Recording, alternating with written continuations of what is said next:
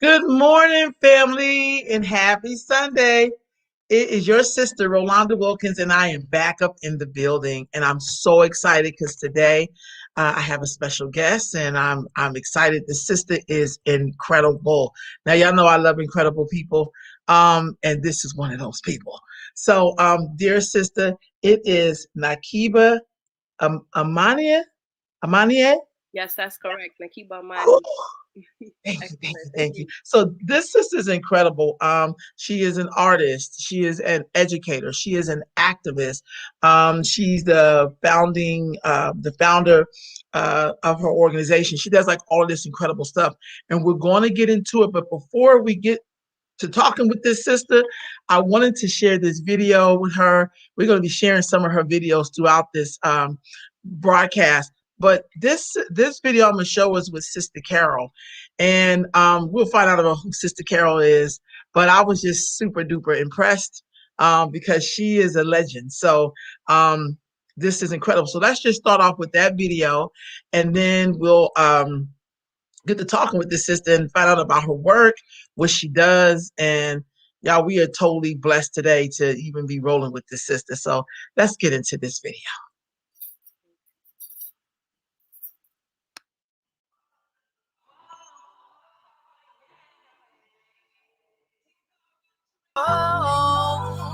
Jamaica, my Jamaica. Yo, so I was born in Brooklyn, but they bred me in Queens. A product of a borough full of Mike myths and hoop dreams. Crack fiends, nickel and dime hustle. Heat to crack your muscles. And corner stores stay packed under the trestle. Broken glass, your shoulder shake, they ass on South Road. Winters were cold, visions were bold, but limited the South Side. Jamaican paradise where 40s and dice used to drown the pains of life. And my neighbors were shifty, cause when my pops caught the buck 50 snitches, ain't had no stitches, and I was the only witness. When my brother got stabbed on the ab, trying to grab a tape out the glove compartment, my heart went AWOL. And damn A, wanted to chill my born day. I should've went, slashed up and stabbed up, vent with lanes. The times we spent were a blessing. From you, my sister, learned a valuable lesson. Don't put off for today, what tomorrow you can't convey. To my dismay, trauma continues to prey on us. Pray for us, cops don't hesitate to spray on us. Bell called hell and ambush in the night. Left Columbus, some pursuers robbed him of that honeymoon flight. Stole that man's life, never got to kiss his wife. No convictions, no justice. Such is the plight in the home of Matulu, Asata, Zona, the Zulus and Shatters. Another murder scene in Southside Jamaica, Queens. Tell you where me come from. I know it's still strong. I say ya long, I try right from my take me show you where me come from. Redemption songs, made the bitches of the city where I come from. And I wouldn't trade it for the world, yeah. Say once you overstand my story, Jamaica, you know you can't ignore me. No, me not seek no glory. Streets of Jamaica, oh them hold me, my Jamaica. When me know from a little and a grow was a paradise to me, sunshine and rainbow. But with the politicians, they came disaster, and all of the guns them start coming after. Colonial slaughter. Poverty, no laughter. Take it right out from the mother culture. Your Jamaica, my Jamaica, sweet Jamaica, cause I Jamaica, cause I Jamaica. Make me tell you where me come from. I know it's still strong. I hear ya long, I try right. Make me show you where me come from. Redemption songs, made the bitches of the city where I from. Make me tell you where me come from. I know it's still strong. I hear ya long, I try right. Make me show you where me come from. Redemption songs, made the bitches of the city where I from. Yo. And I wouldn't trade it for the world. No. Say once you understand my story, you know you can't ignore me. No, but I seek no glory. Hopefully you can restore me. Jamaica. Wow, sis. Good Oh, day. wow. I was just sitting over here like, wow, like so Wow. loving all the grooves. Let me stop this. Okay, good. So, sis, how did that collaboration come about with Sister Carol? And tell everybody who Sister Carol is, because most Uh, people don't know who she is, Sister really. Carol is, thanks for the question. Sister Carol is an iconic figure in reggae music, world music, internationally known singer, songwriter, actress. She's been in the business and doing music and exposed in this arena for over 40 years. And she's collaborated with everybody, full spectrum. And she just so happens to also be my mom. So, Wow. yeah, she's my So, mom. what inspired that song? So the name of the song is My Jamaica. And the song was actually written some years ago. I grew up between Jamaica, West Indies, Brooklyn, and then Jamaica, Queens. And I was just kind of thinking about, the importance of storytelling from an African perspective. And everyone always has such negative things to say about growing up in the hood, but the people that live in the hood understand that there's so much beauty and ingenuity and promise and excellence, and resilience there. And so I started from a storytelling perspective to try to tell the narrative of what I saw growing up in Southside Jamaica, Queens, and to juxtapose that with mommy's perspective or Sister Carol's perspective growing up in Jamaica. So from Jamaica to Jamaica. So I started talking about my Jamaica, what I saw, how I witnessed violence, but I also witnessed triumph. I witnessed things that, systemically uh, had took a toll on me traumatically, but I also witnessed a lot of beautiful resilience from my people and how we've always been able to come back from a resilient perspective. And I pitched the song to her, and she was feeling the song, but she was like, you know what? I don't know if I'm gonna get on this song because you coming kind of hard. I talk about a lot of personal things, my brother being stabbed, and my father being cut, and these things that have happened to me personally that kind of inform how I see the world, and its beauty, even though I've experienced pain as well, from experiencing those things with such proximity to them. So she was reluctant. I got a friend of mine to kind of help urge her in, reluctant because she thought that the narrative, as I told it, was kind of complete. Then she agreed. We did the verse. Then we went down to we shot some of the video here in Jamaica, Queens, as you see, the mural. Shout out to Tribe Called Quest, and rest in peace to Fife, whose legacy and the way that they've kind of put Queens hip hop on the map is, definitely invaluable. We went to Sean Bell. We took some other shots around the neighborhood in which the neighborhoods that I grew up in, and just was able to kind of capture the feel of it. And then, we went to Jamaica and went to her, where she was raised in Denham Town, and she hadn't been there in over a number of years, about 40, 45 years. So Wow. she hadn't been there. So we were able to go back in the community. We were able to walk through her yard and see some of the very spaces that she lived. And it was actually under police, like it was kind of being manned by like who's entering and who's exiting. So we were very privileged to kind of go in, and the people were so loving and receptive and ready and willing to be down with the message and the movement. So it was a really amazing experience to be able to tell my narrative about where I was raised and grew up, and to pull my mother in so we could kind of juxtapose the experiences and see the similarities as well as the differences. So that was powerful, really, really powerful thing. So let's talk a little bit about your origins, because I think that's really important to the conversation. You said you were between Jamaica and then New York, and here in the U.S. How did you were born in Brooklyn, but how did your mom end up in Brooklyn of all places? So as a lot of people that are Caribbean know, the migrants experience for Caribbeans was, you either go to Florida, or you go to England, or you come to New York. There are these like hotbed spots, if you will, where Caribbean people would go to seek more opportunities for employment. So my grandmother migrated here, and my mother migrated here, immigrated to Brooklyn when she was about 14. So like right on the precipice, the cusp of her high school experience or mid high school experience, and coming into the country, and the culture at the time was very different. It wasn't as embracing as it is now for Caribbean or even African cultures. There was a lot of friction around cultural dynamics, food, language, clothes, and the learning curve was quick for Caribbeans that entered into the country and trying to find their way, trying to find how they measure up to what the standards are here, the cultural nuances of being from a Caribbean country, and all of these things, and then also systemic things that are put in place to kind of keep us divided more than pull us together.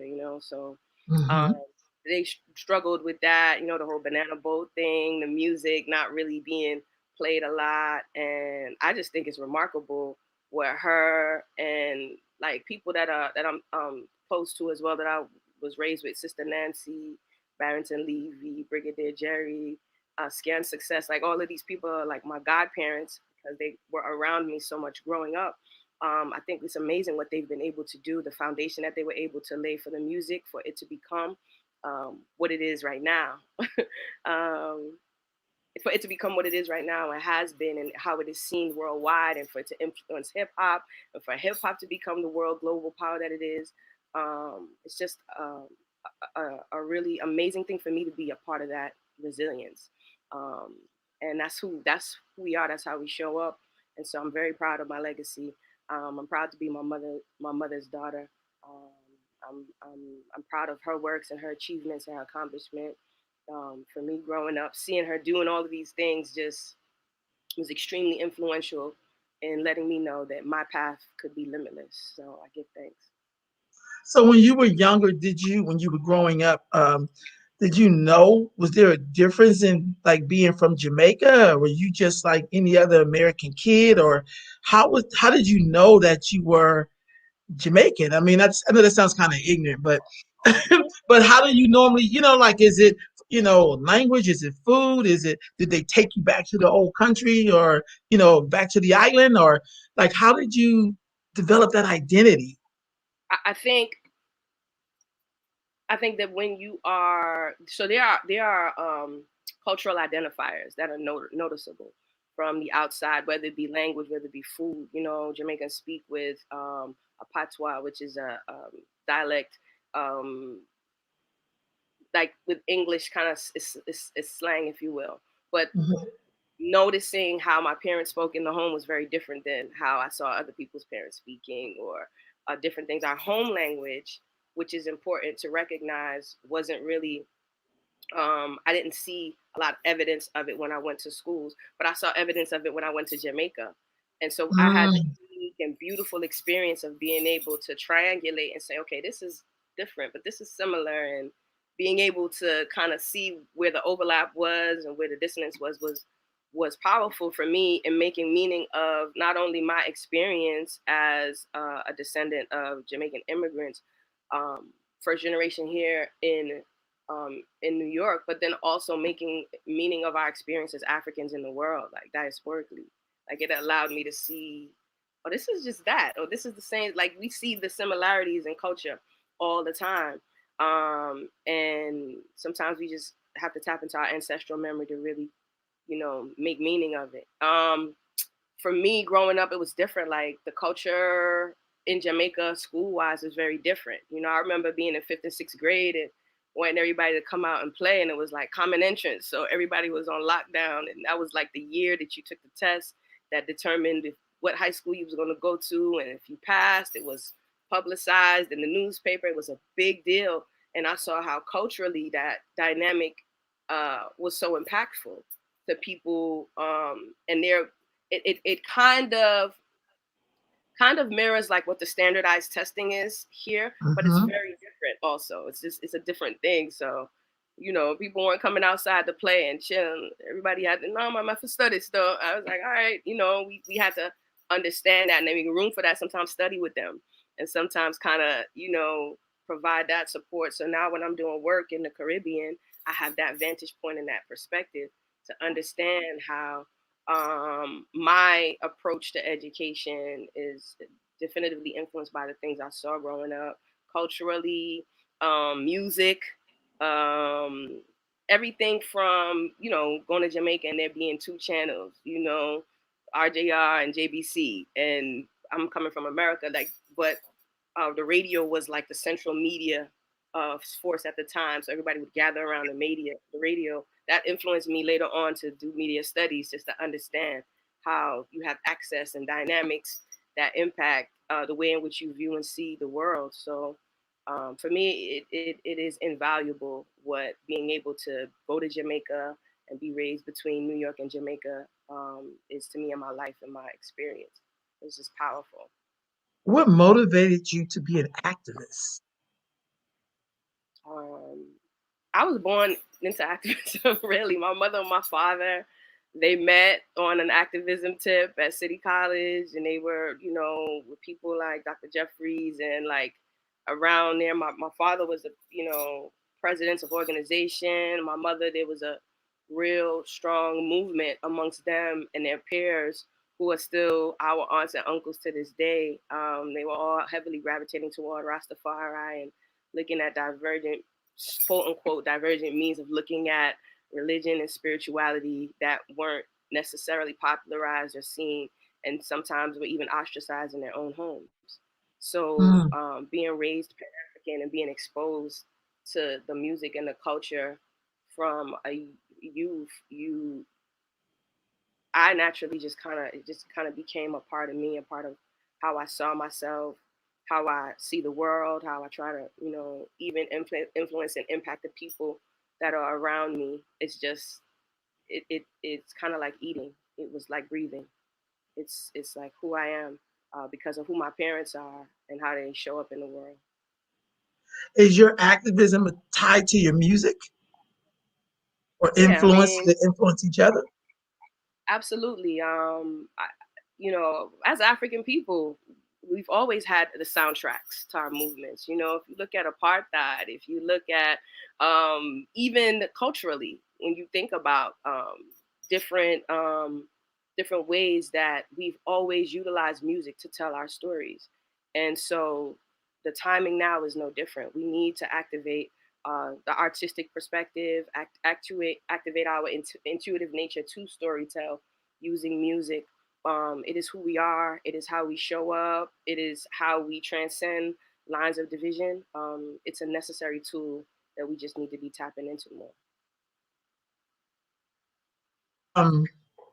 So with that being said, how do you use your activism in your music? How do you bring that into education? Because all of this is, you're an educator regardless, but when you go into a system with this mindset, it's very different because you see people who look like you, but they don't have the same mindset.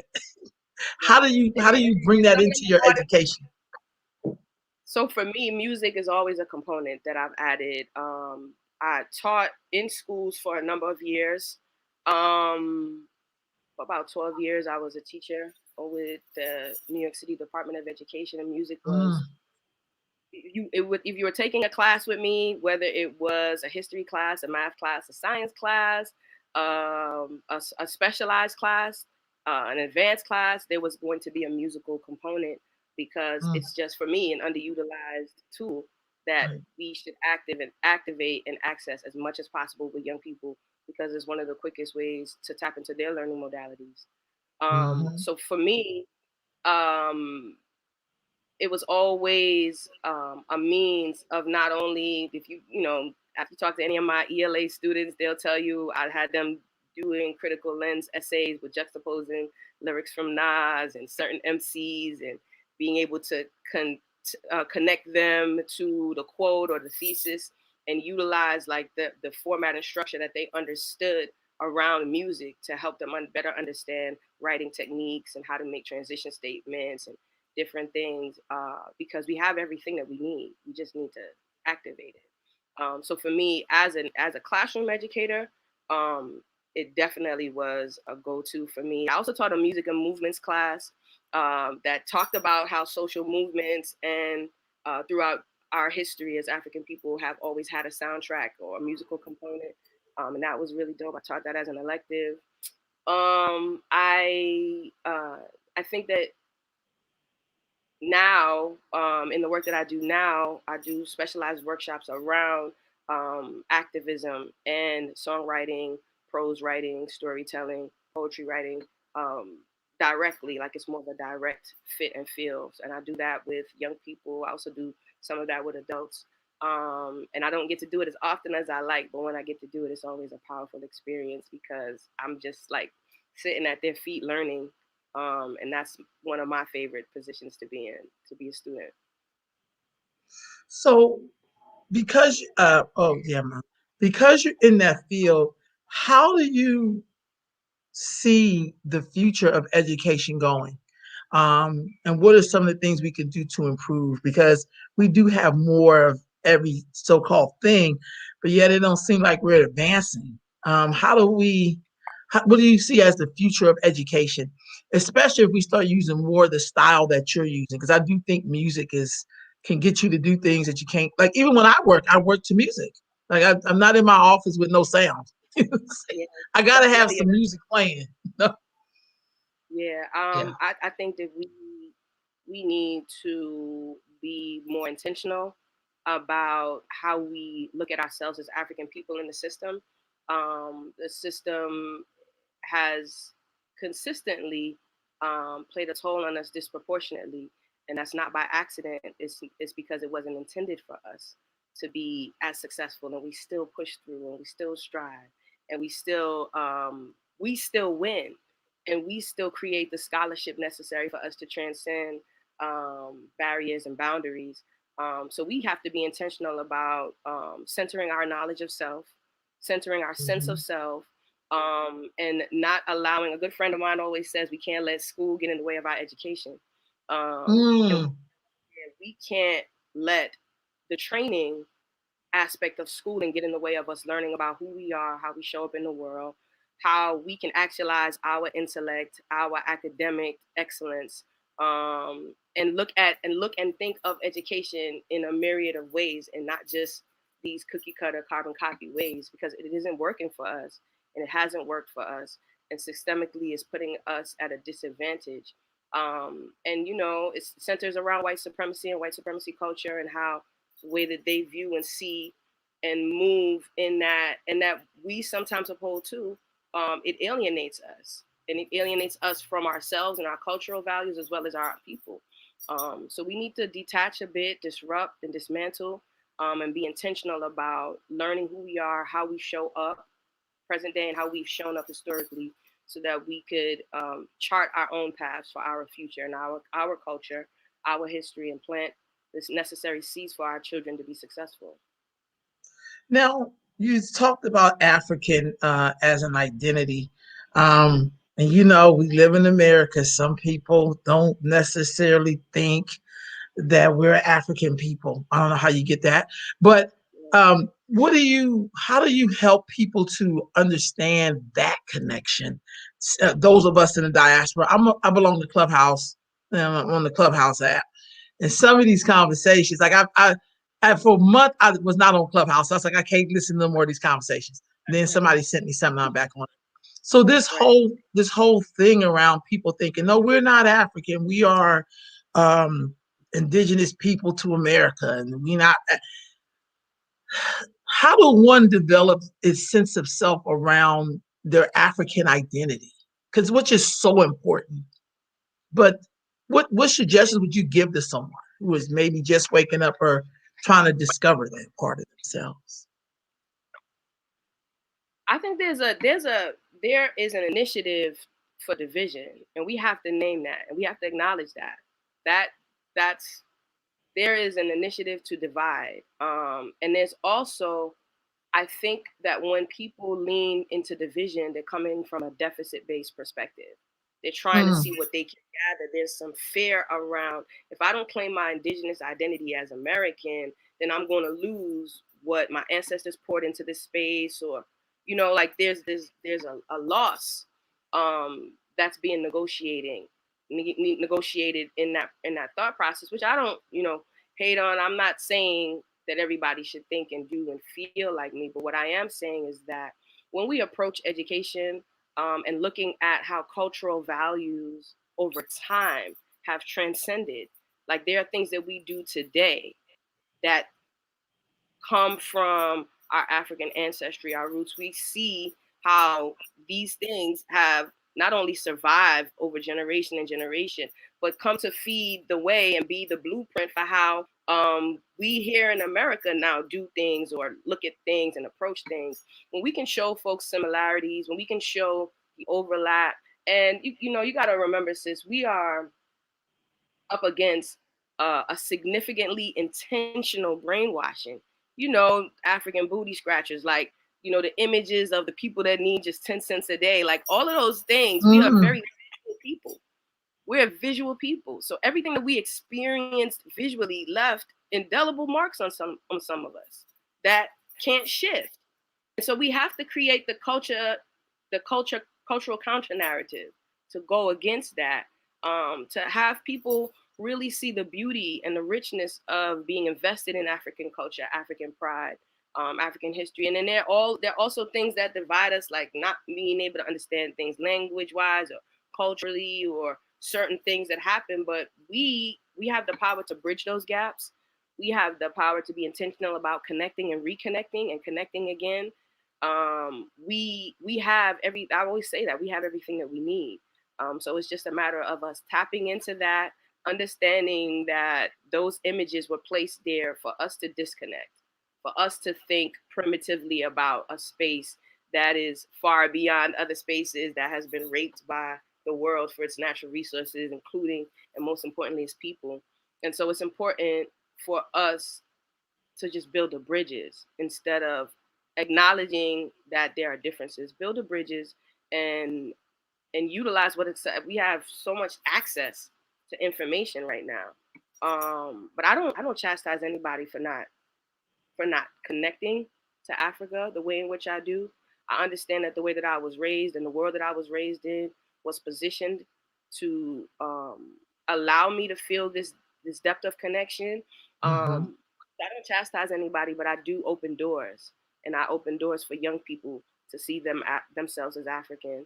And I think that's a key component too. Like, you want to make sure that you're making the connections for young people to feel connected. Wow. We're going to watch another video of yours, but before we get there, when we get back, we're going to talk about, is it Yeye X? Yes. Okay. Okay, educational consultant. We're going to talk about that because I think that's another key part. And I like the name. We're going to get into that. Let me get this video up. Today, I'm doing the engineering myself. So it's me today, man. Thank you. I'm trying. So let me get this up here. I'm just loving this conversation. Let's see. I think it is this one. Okay, here we go, family. Oh, wait. Hold on. Here we go. Do it again. Here. I forgot the marker box so we can hear sound. Okay. All right, here we go. Share. This is the right one.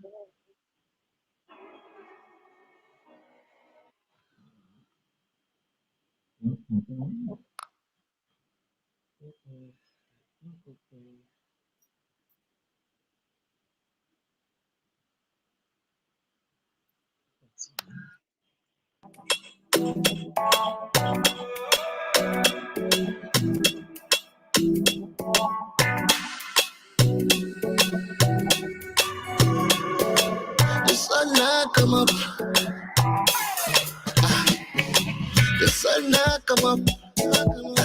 We are dance to the moonlight. Shake them turn up. Should I move to the moonlight? From the stepping at the place, you take a set from me. Pass me drink soon as you blink, you bust a flex from me. You not the big kill at the club, no you a sweat from me. I fight me cool on and I take it easy. She dance the short time. See like she walk out. Just how she move her waistline. Anything she want, do we can waistline. She wanna go, me can't no sign. So much love you give. She a go hard for this. Oh. Skin to skin music take me over. Pull me close and them on me shoulder. Place a move left, right on me over. Talk your thing sound sweet, me bend over. Easy. She a dance when she out the time. Out the time. Seems like she won't go. Just how she move her waistline. Anything she want do, we can do. Anything she want do, like I set up for you. She pull me in with her voodoo. No time for games, but me I go through. So from me stepping at the place, you take a set from me. Pass the drink soon as you blink, you bust a flex from me. You not the big deal at the club, no you a sweat from me. I fight me cool on and I take it easy. She a dance when she out the time. Out the time. Seems like she won't go. Just how she move her waistline. Anything she want do, we can do. Anything she want do, we can do. Anything she want do, we can do. Anything she want do, we can do.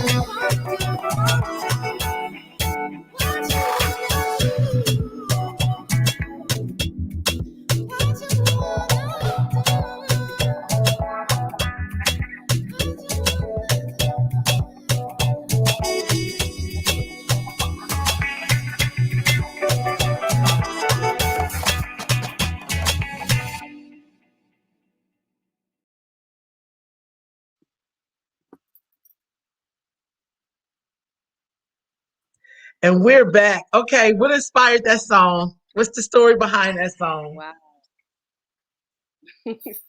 So first of all, give thanks for playing the video. Shout out to my group. I'm in a group. I'm a part of a group. It's called Black. The group's name.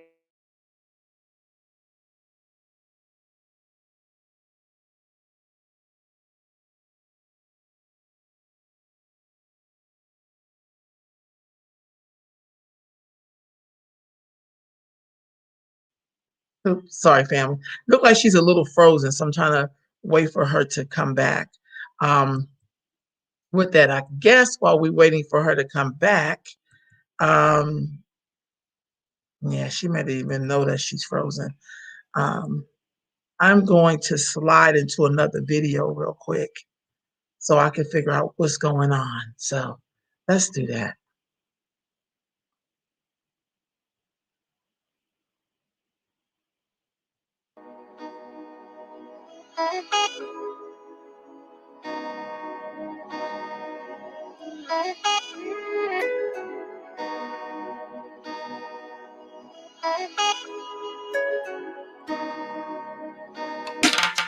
Who me a talk to?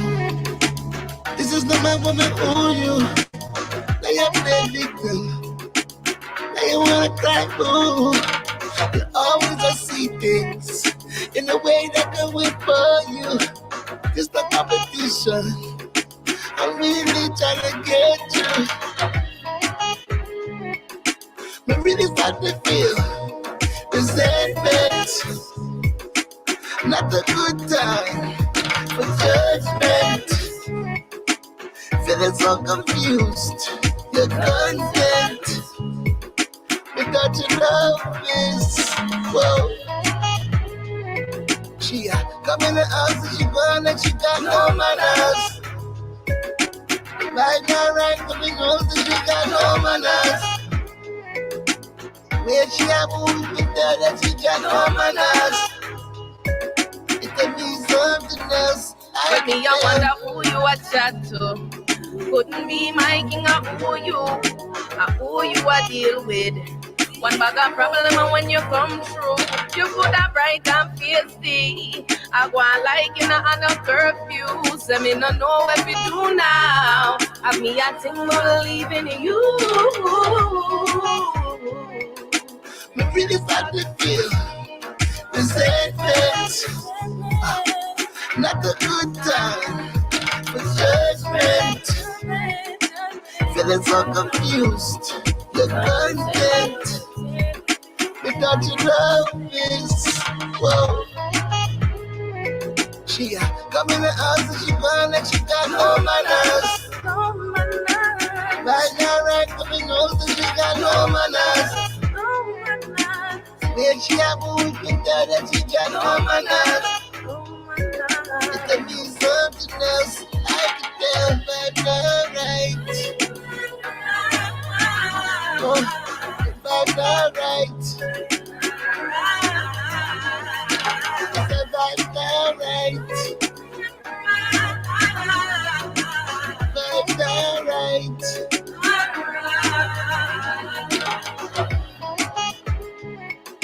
We really start to feel resentment, not a good time, the judgment.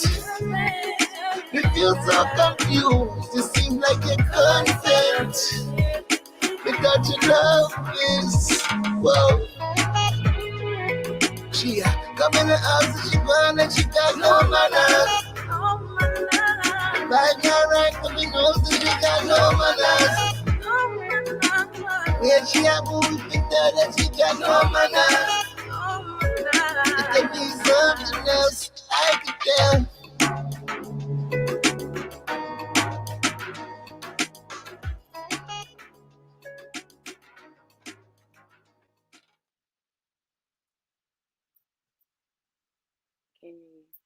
I can't hear you, sis. Sis, I can't hear you.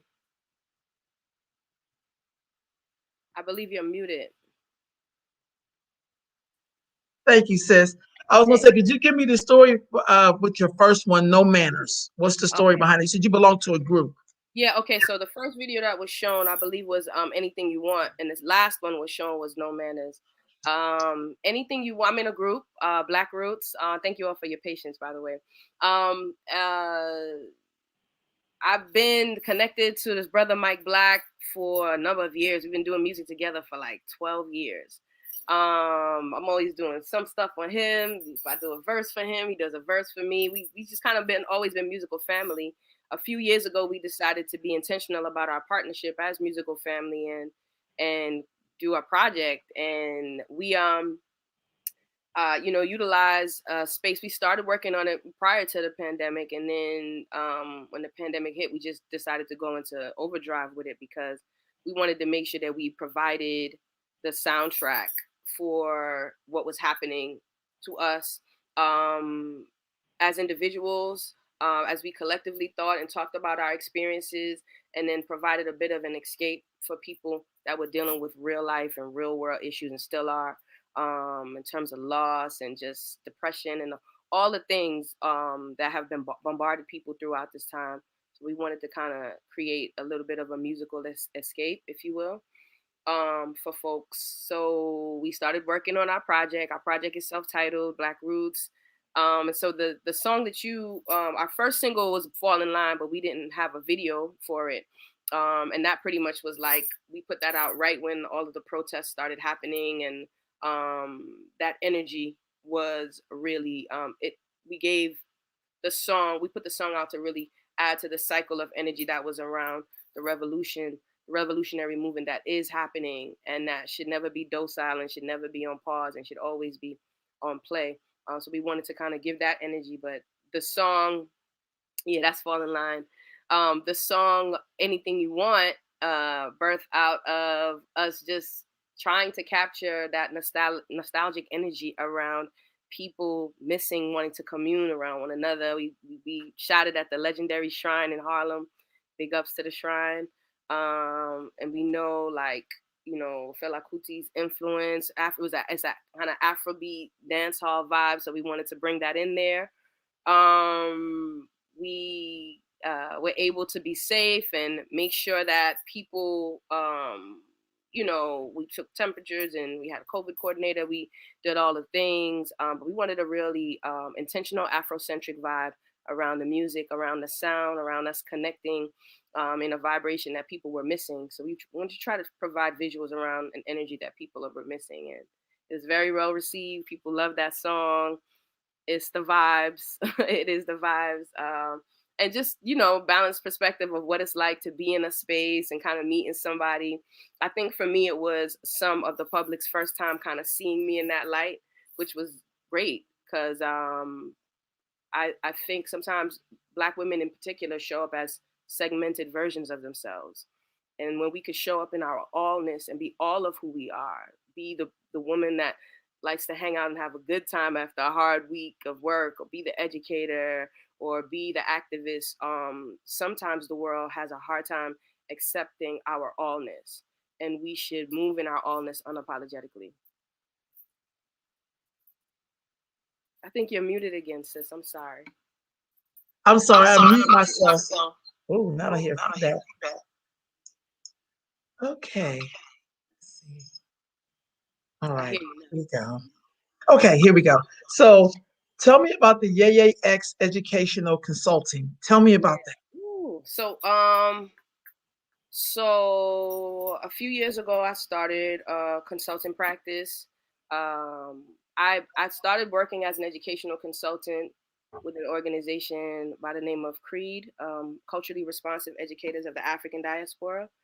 And that organization was founded by one of my good sisters, Kalila Bryan, who's no longer with us in the physical realm. But we taught together as educators, and and she was my mentor in a lot of ways, and I was her mentor in a lot of ways because we were at varying levels of life.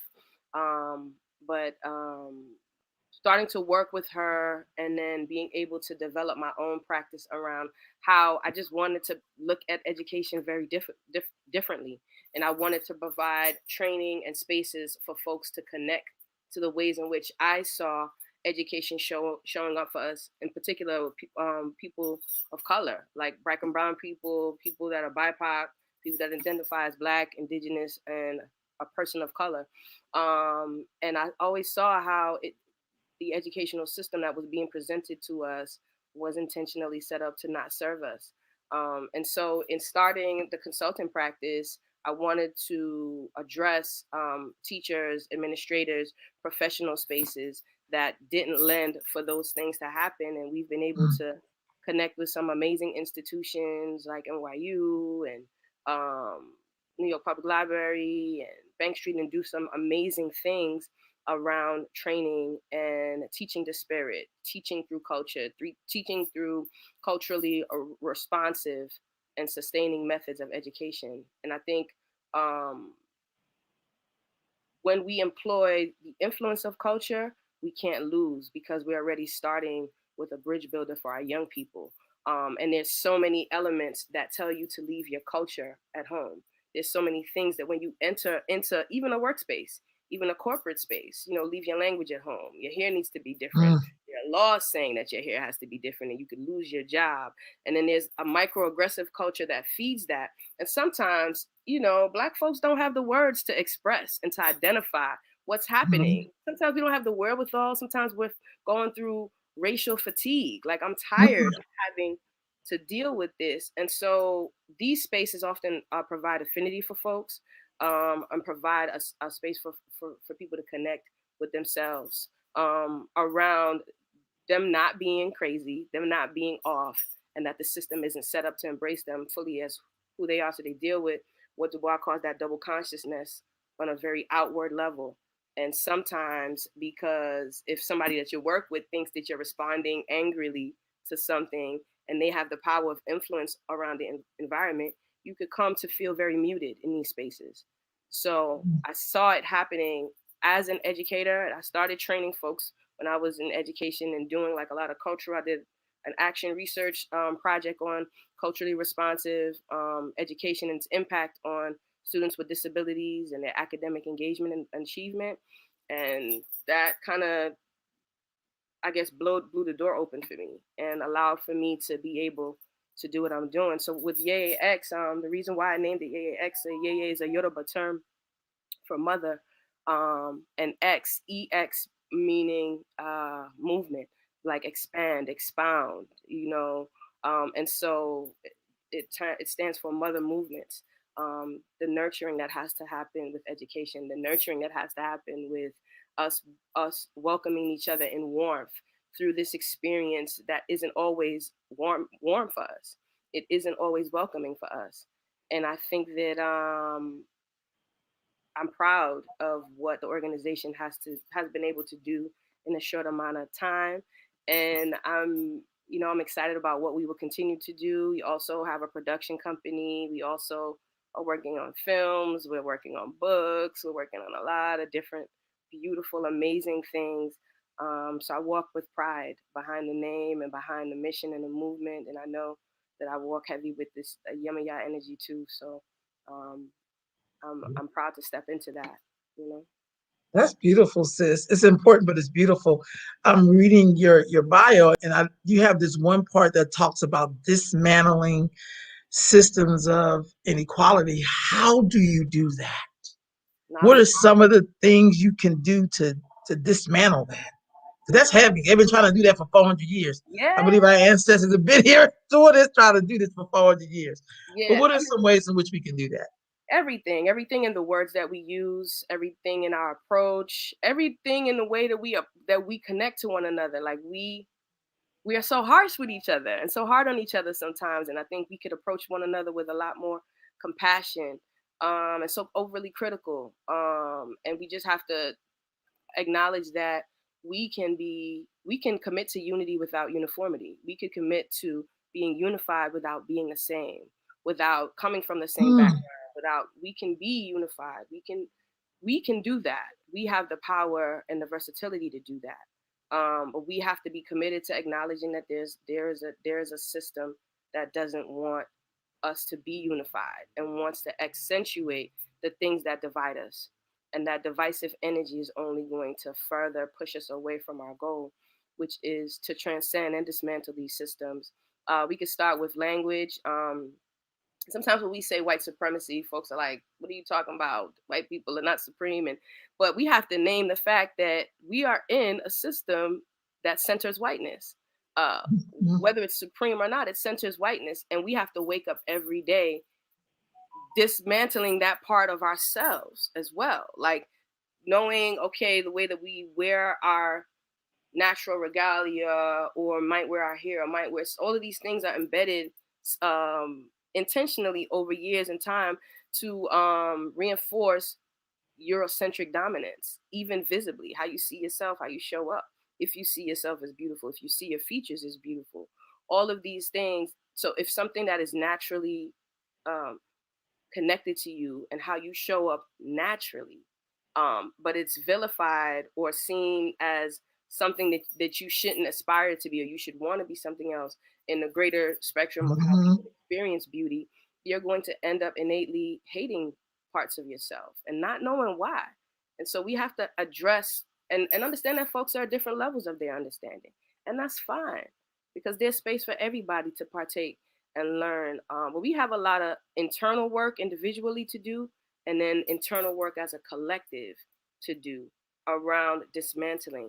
Because if we present a unified front as a community, there's nothing that we can't accomplish. And there's nothing that anyone else can tell us about us that we don't already know, haven't acknowledged, and that we haven't committed to conquering and being victorious about.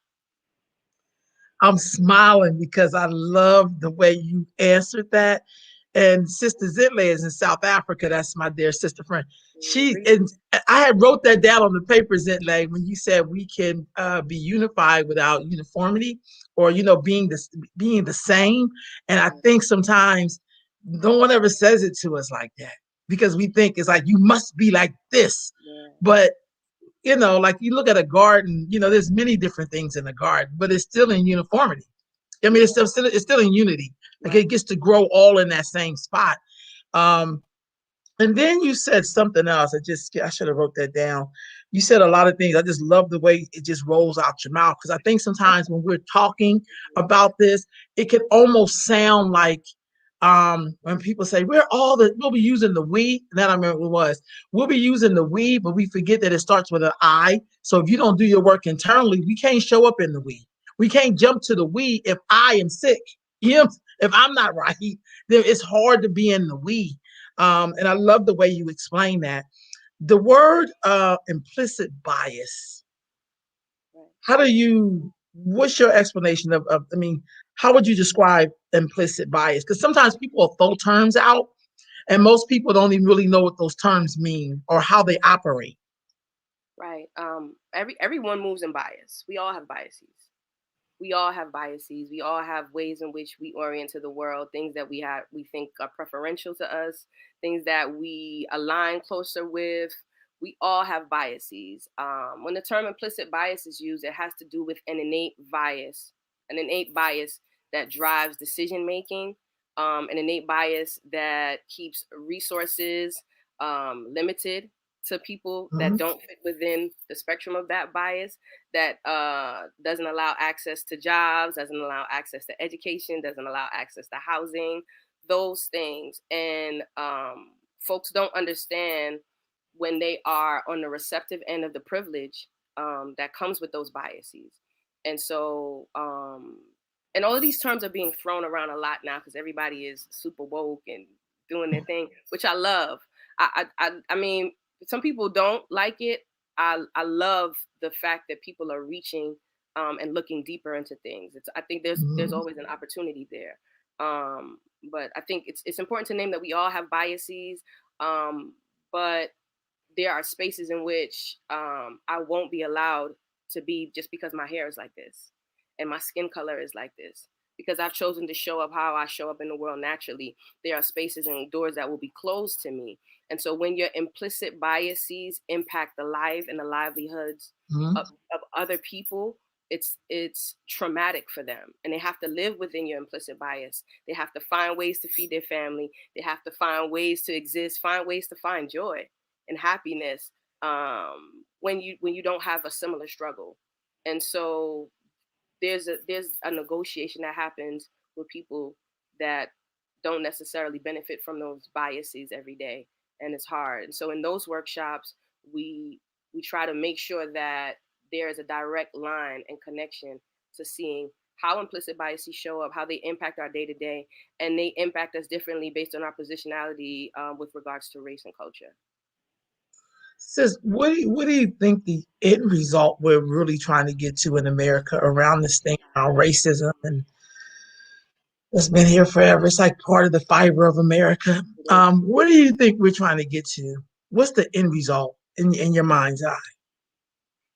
I think for me, I really just want to bring about a self awakeness, taking self awakening energy for people of Black, Indigenous, people of the BIPOC, Black, Indigenous, and people of color. I want there to be an awakening energy around our power. I want us to dispel this word and the idea around the concept of minority when we're a majority in the world. So we can't be a minority because even when we hold firm to that word, sometimes we show up or or present in minor ways when we should be in our allness and our fullness. I want us to create opportunities for ourselves economically so that we are not so reliant on systems that that are just systemically set up to keep us out and to push us out. I want us to be focused on those things for ourselves. It is not our job as people of color, as Black people. It's not our job to educate folks. If folks want to be educated, then they have access to tools. And some of us are educators, and some of us will educate, like myself. But I'm just talking about the everyday person that's dealing with the trauma from seeing a Dante Wright being murdered. I'm talking about that person that has to relive the trauma because sometimes in these spaces you have to show up as your traumatic self to be felt and seen and heard. And we don't have to relive the trauma to validate it. It's real. It happens. And so I want people to hold firm to their self care and their own self wellness, so that we could collectively get together. I don't know what's going to happen in the allness of everyone. I'm not sure. I can't speak to that. I've seen every initiative that I've experienced during my life, as well as things that I've studied historically that haven't worked. And some that have worked for a time and then were like infiltrated by governments or powers that be that saw those things as a threat and were thinking deficit based. Again, as I mentioned before, I think it's important for us to worry about us and to make sure that we're okay, that we're taken care of, and ally with folks that are willing to be accomplices in the work, and not just allies and not just people that are connected, but folks that are really willing to, put themselves, their jobs, their positions, and their families on the line. Those are the people that I'm willing to connect with. But we have to worry about us. Right on. Do you think there is anything we can do to quell the violence that we're seeing amongst our own groups? I'm talking now Black folks, because Black femicide is off the chain right now. Every 8 hours, a Black woman is murdered by someone who looks like her. What can we do in our community to better love on each other? Yeah, You know what I'm saying? We gotta love on each other. Black love is the revolution. You know what I'm saying? Black love is the crux of resilience. For us to find love and find happiness amidst all the oppression that we face is a beautiful thing.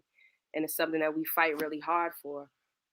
We have to start again with knowledge of self. If I believe what the world tells me about myself, I'm not gonna love myself. And I'm definitely not gonna love somebody that looks like me.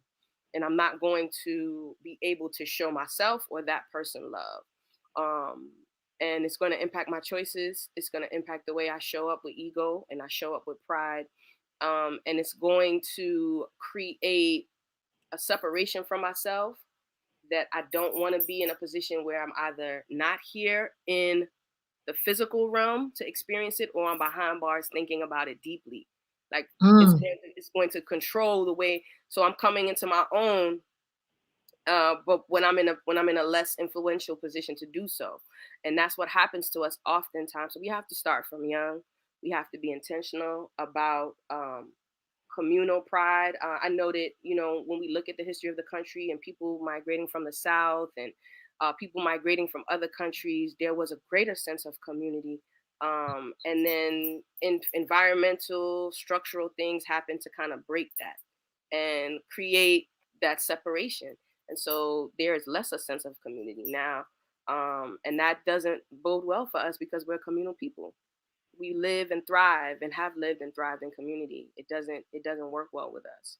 And so we need to create those enclaves where we can grow together and lean on one another in a system that is very oppressive and doesn't allow for us to be able to strive or thrive alone. We need community. We need organizations that support us in building community and so on and so forth. And we need spaces where we could just be our full selves. That's how we, I think, thwart those things. Because when you love yourself, you love everything about you, and you're embedded in your own love of self, and you're also consistent with lifting up other folks. And that's a powerful way and place to be in. Right on. Sis, I just want to thank you for taking time with me this morning. I mean, I could talk with you all day. Yeah. And you make me feel very hopeful. I feel like when I was coming up, I was always around elders who expectation, it was always sharing, it was always being an example of how to move in the world, how to show up. And I love it when I see that reflected by someone who's all the way across the world. Like, you're in Brooklyn, which is a planet. Okay. People don't know that Brooklyn's a planet, but because I love Brooklyn. What would be, something you would like to leave the world if it's 100 years or from now and someone come across your music, your legacy, your work? What would you want them to take from you? I would want them to take the importance of loving oneself and always trusting the experience and the narrative of the Black woman. The Black woman is the mother of the nation. The Black woman is the mother of civilization.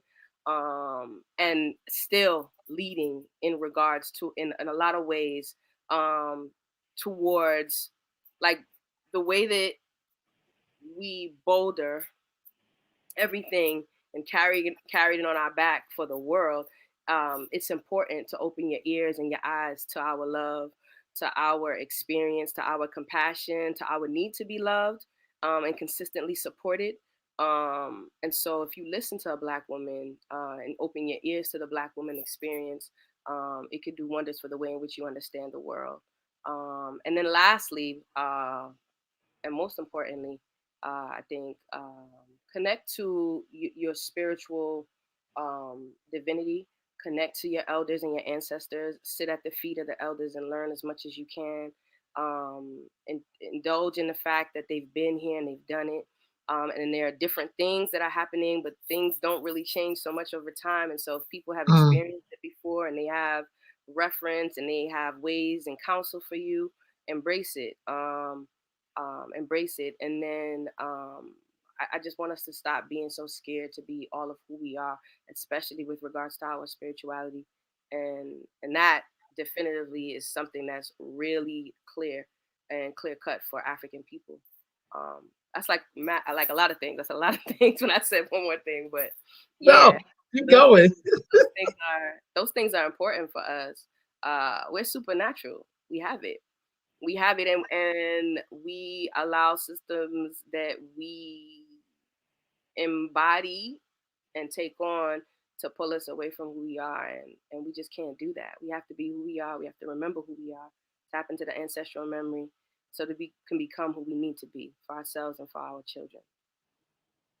Right on, sis. Thank you again for joining me. I so enjoyed this conversation. Enjoy your music. I put up the people at the bottom where they can reach you at by email, by Facebook, by YouTube. She has a whole YouTube channel, family. So everybody should go there and subscribe. So thank you so much, sis. Our group, Black Roots, BLAQUEROOTS. You can also find me on Instagram at Nakeeba Roots, NAKEEBAROOTS. Thank you so much, sister. I really appreciate it. I've watched your Sunday with Sisters program, and always thought that it would be great to be able to connect with you. I love the wealth of information that you always come with. I love how you're devoted and passionate about our people and moving forward. I love the work that you're doing with the sisters, traveling across the country. I watch you, sis. You know, there's a lot of people that talk the talk, but you walk the walk, and I appreciate it. Thank you, sis. Enjoy the rest of your Sunday, and I hope you get some of that track meet in. Yeah, I hope so too. I'm trying to catch it. I'm trying to catch it. All right. Thank you, sis. Bless. All right. Peace.